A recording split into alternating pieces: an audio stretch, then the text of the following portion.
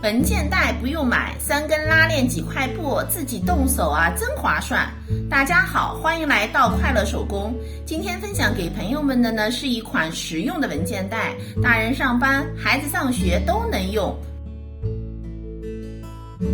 首先准备3根拉链，咱们先把拉链的两端用布片给包上，布片的两边呢向里烫进1厘米，烫好的布片宽度呢正好是拉链的宽度。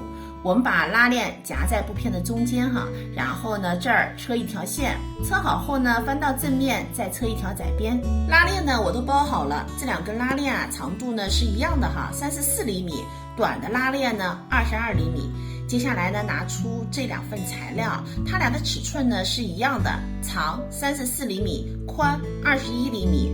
我们拿出其中的一片裁剪一下，这儿10厘米，这儿呢15厘米，我们画一道线，沿着这条线呢剪开。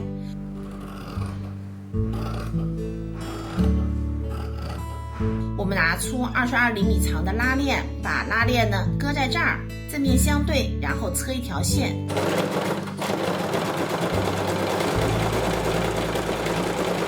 翻到正面呢，再车一条窄边。接下来把它搁在另一块材料上边，然后呢，裁一块宽3厘米的布条，布条的两边向里烫进1厘米。我们把它搁在这儿，盖住拉链的毛边，在两边呢各车一条线。车好后呢，咱们把多出来的材料修剪一下。接下来呢，拿出一根34厘米长的拉链，把它呢搁在这条边上，拉链的正面呢冲上，拉链的这条边呢，咱们用布条给盖上，车缝固定。下一步呢，咱们准备2块主体材料，长度呢是34厘米，宽27厘米。把刚才做好的口袋材料搁过来，这条边对齐，拉链的这儿呢也用布条给盖上车2条线。现在咱们前面的2个拉链口袋呢就做好了，接下来开始做提手提手的铺棉长度35厘米，宽2.5厘米，两边呢放一个缝缝，我们正面相对叠齐，车上2条边，然后翻到正面。现在把提手固定到主体材料上边，这儿呢是中心点，离中心点两边各3厘米，固定上提手。接下来呢，拿出最后一根拉链拉链的正面呢冲下，搁在这条边上，咱们这儿车条线。